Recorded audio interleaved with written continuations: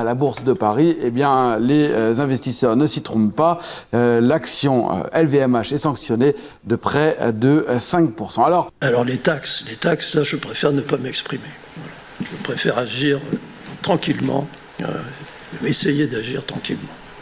Voilà. Pas de réponse. En réalité, le patron du géant du luxe compte sur sa relation privilégiée avec Donald Trump.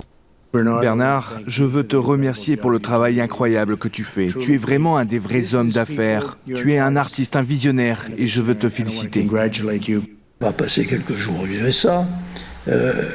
C'est un peu la douche froide. On voit qu'on s'apprête à augmenter les impôts de 40% sur les entreprises qui fabriquent en France. C'est quand même à peine croyable. Donc on va taxer le Made in France. Pour refroidir les énergies, on fait difficilement mieux.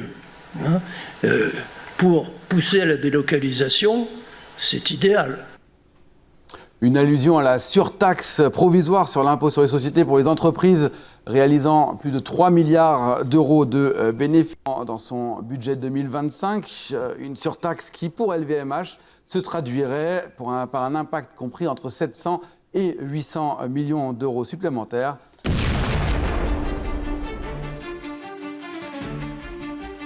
Soit le et la bienvenue sur la chaîne du Druide et sur ma boutique LVMH, la société dont je suis actionnaire. Et tu le sais puisque je t'avais fait une vidéo sur des prises d'opportunités sur LVMH et L'Oréal notamment, lorsqu'il y avait une correction importante de ces valeurs et du CAC 40.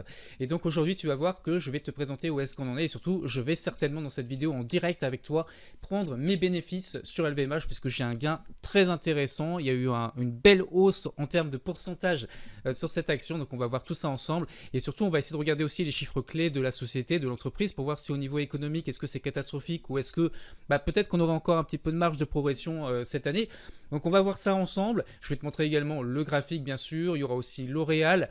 Donc tu le sais peut-être pas, mais LVMH a beaucoup baissé en 2024 notamment puisqu'il y a eu un ralentissement économique en Chine et quand tu connais la population extrêmement importante de la Chine, tu te dis qu'il y a une profondeur de marché très intéressante pour le luxe puisque les Chinois consomment aussi du luxe évidemment, sauf qu'avec le ralentissement économique, ils ont priorisé leurs habitudes de consommation vers d'autres choses comme les voyages ou des choses beaucoup plus, on va dire, dont ils ont besoin, des besoins primaires pour vivre. Donc il y a eu un ralentissement des ventes en Chine et notamment je crois qu'il y a eu de la déflation également. Donc c'est pour cette raison que les bénéfices de LVMH ont baissé un petit peu ou en tout cas n'ont pas augmenté de manière considérable comme on s'y attend régulièrement avec cette boîte hors norme et hors du commun. Ils ont plutôt stabilisé voire légèrement baissé et du coup ça a provoqué une chute du cours de bourse de LVMH puisque le cours de bourse, je vous rappelle que c'est des projections aussi sur l'avenir, des anticipations sur la croissance de l'entreprise. Donc voilà un petit peu l'explication et sur la chaîne je vous avais présenté ces opportunités en direct. Et puis écoutez, on va voir le résultat dans cette émission. Alors on est parti, on va regarder ici un petit peu ce qui se passe au niveau des finances de LVMH. Donc déjà on va voir les profits depuis 2019. On voit ici que c'était à 35, 28, 43, 54. Donc là c'est plutôt en augmentation. Il y a juste cette année 2024 où c'est un tout petit peu en baisse, on va dire, alors que ça faisait que augmenter depuis plusieurs années. Au niveau des ratios de valorisation, je rappelle j'avais fait une vidéo sur la chaîne sur l'utilisation du PER notamment, du Price Earnings aussi et Price Cash Flow qu'on va regarder dans cette vidéo. Donc on va regarder en fait tous les indicateurs qui sont indiqués ici pour voir un petit peu l'évolution. Ce qui m'intéresse surtout moi c'est les dernières années en réalité, mais bon on peut quand même regarder que à l'époque que sur 5 ans on a une moyenne à 4,70 et que actuellement on est à 4,07. Donc ça veut dire qu'en termes d'évaluation et de ratio, on commence à se rapprocher de, on va dire de la moyenne réelle. Donc ça veut dire que ça pourrait laisser encore un peu de potentiel de hausse, mais pas non plus tant que ça. En 2024, on est à 3,54, c'est normal, on était plus bas. Pourquoi? Parce que LVMH avait énormément baissé. C'est pour ça d'ailleurs que j'avais notamment acheté, parce que pour moi c'était sous-évalué. Donc au regard de cet indicateur, alors là c'est le price sales, on pourrait se dire que on n'est pas si cher que ça, on n'est pas non plus, on n'est pas du tout sous-évalué non plus, mais voilà, on pourrait se dire qu'il y a encore du potentiel. Par rapport au price earnings, le ratio moyen sur 5 ans c'est 29,71 et on est actuellement en dessous. Donc là encore, on pourrait se dire qu'il y a un petit peu de potentiel sur LVMH. sachant que la moyenne en 2024 et 2023 c'était aux alentours de 21, 24. Bref, on est dans cette moyenne, hein. On est même au-dessus puisqu'on est à 24,93. Donc là pour le coup on est peut-être un petit peu cher, même si dans le passé des fois on est monté à 31, on est monté à 64 en 2020.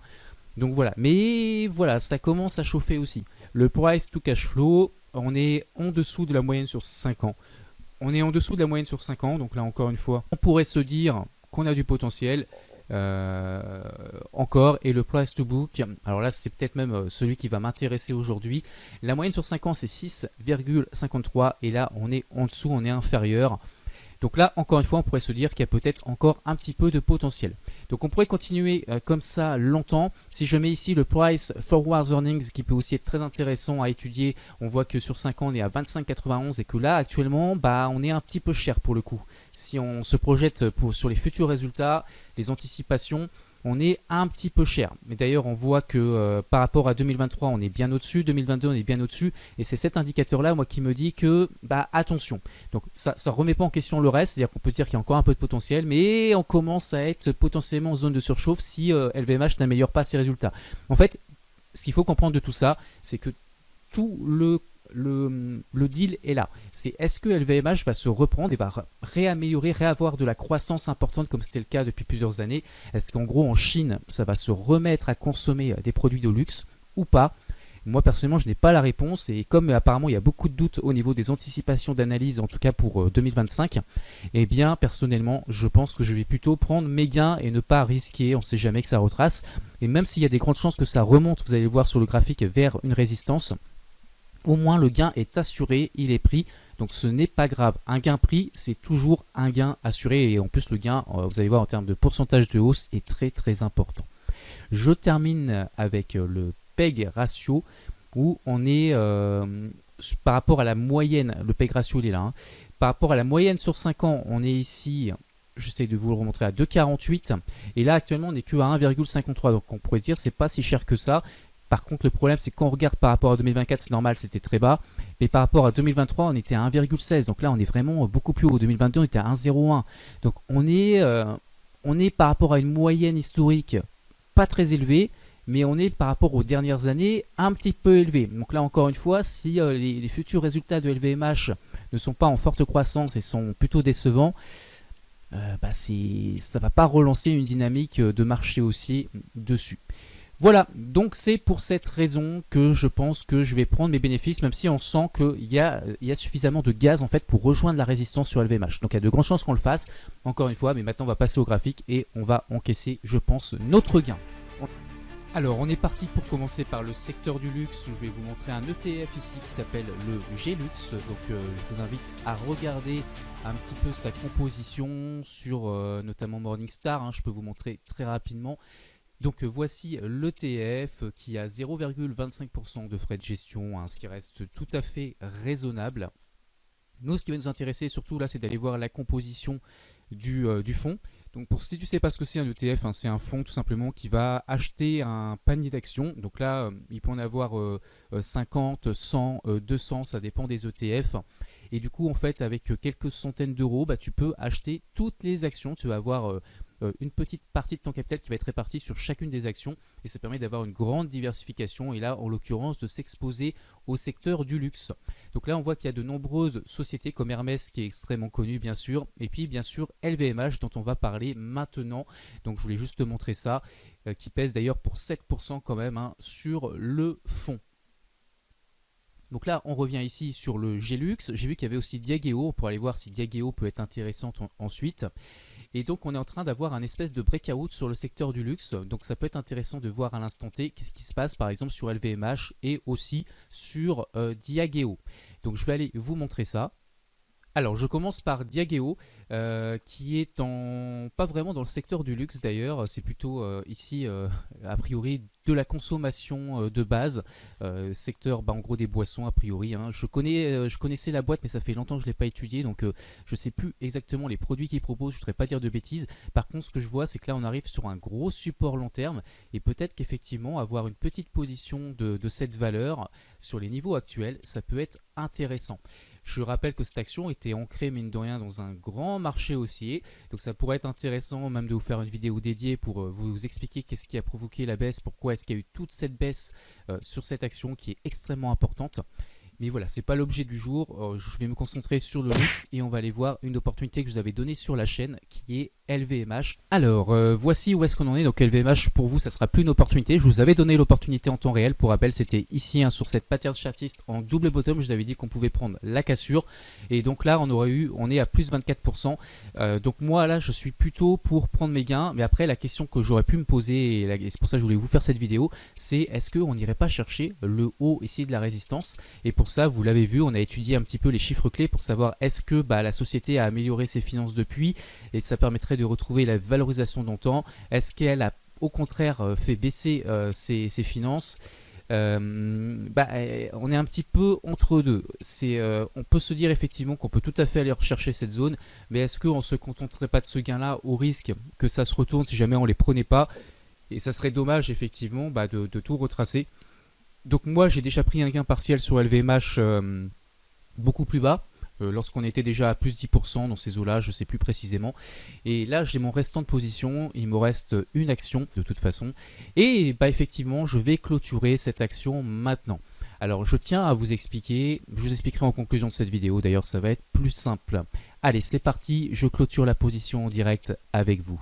Alors, vous le voyez, on est sur le portefeuille du Druide et je vais donc clôturer LVMH, je suis en train de la chercher. Alors, vous voyez que j'ai également L'Oréal. Ouais, c'est ça, j'ai L'Oréal, j'aurais pu vous montrer aussi le graphique. Où je suis à plus 4,50%, mais L'Oréal, pour l'instant, je conserve parce que je pense qu'on a encore pas mal de potentiel. Allez, je vais vous montrer en même temps L'Oréal, comme ça, on va voir où est-ce qu'on en est sur L'Oréal. D'ailleurs, j'ai une position également sur mon compte de trading. Je me suis fixé un objectif ici, mais L'Oréal est en train d'accélérer aussi très fortement. Donc, vous voyez que j'avais acheté là, vous avez mon niveau d'entrée. Il ne me reste qu'une action parce que j'ai déjà pris des gains partiels. Donc, la dernière action, je la revendrai idéalement sur ces niveaux des 390. J'ai même mis un petit peu au-dessus. Là, il faudrait que je baisse un petit peu mon objectif de revente. On va mettre ici à 389. Il ne faut pas être trop gourmand. Ça nous assure des gains. Au moins, on est sûr qu'on peut atteindre ces objectifs-là plus facilement. Ok? Alors. Je reviens ici sur la position sur, on avait dit LVMH que je voulais clôturer, donc je cherche LVMH. Ah là voilà, j'ai eu peur, je me dis mais qu'est-ce qui se passe? Je la retrouve plus. Vous voyez que sur LVMH, la ligne, hop, je vais vous la mettre tout en haut ici. Vous voyez que LTMC est en train de cartonner aussi, je suis à plus 18%. J'ai ma ligne sur Novo Nordisk par contre qui se passe pas très bien, puisque je suis à moins 25%, mais ça on y reviendra dans le bilan du mois. Je me tâte à la clôturer intégralement cette ligne, on en reparlera lorsque je vous présenterai les performances du fond du Druide à la fin du mois. Donc LTMC, je conserve pour l'instant, je regarde ce matin ça baisse, je voulais clôturer aussi LTMC en réalité. Ça me ferait 74 €.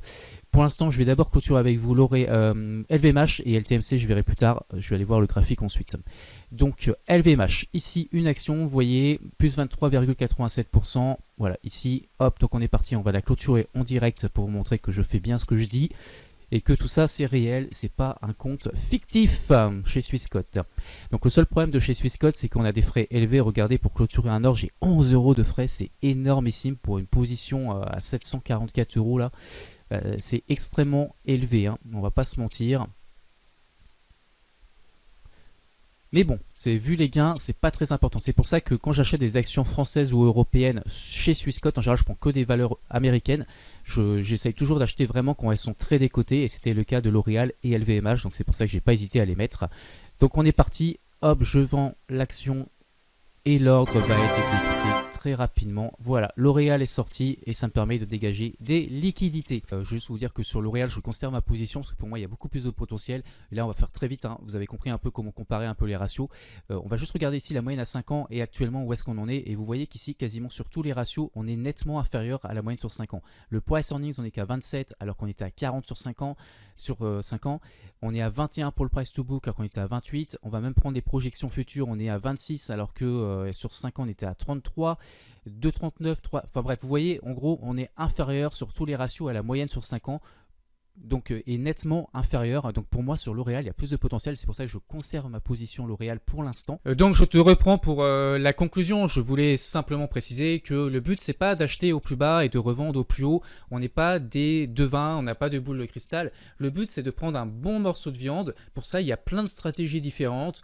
Aujourd'hui j'ai pris un bon gain, je suis très content de cette position sur LVMH. Et donc peu importe qu'elle continue de monter ou qu'elle chute drastiquement, ça n'a aucune importance. Mon job de trader est fait, j'ai pris ma viande, j'ai libéré des liquidités qui vont me permettre de réinvestir quand les marchés vont beaucoup corriger. Donc je suis très content de cette position. Il n'y a que L'Oréal que je conserve encore un petit peu plus parce que pour moi il y a encore un tout petit peu de potentiel à aller chercher pour avoir un gain significatif qui soit suffisant par rapport en tout cas à mon capital et mon patrimoine global. En tout cas, je voulais juste te dire que je te remercie d'avoir suivi cette vidéo, de nous encourager en laissant un like et puis bien sûr en t'abonnant si tu veux être averti de futures vidéos. Et puis comme tu le vois, même si je ne fais pas de conseils boursiers, je le rappelle, je n'ai pas le droit et je ne peux pas être responsable si tu prends des positions qui sont perdantes. Il y a un plan de trade, un risque par trade géré, tout ça tu ne l'as pas forcément. Donc voilà, fais attention, simplement je te partage des choses très intéressantes sur cette chaîne et si tu veux être informé, pense à t'abonner. Je te souhaite une excellente fin de journée, à très bientôt sur la chaîne du Druid. Bye bye.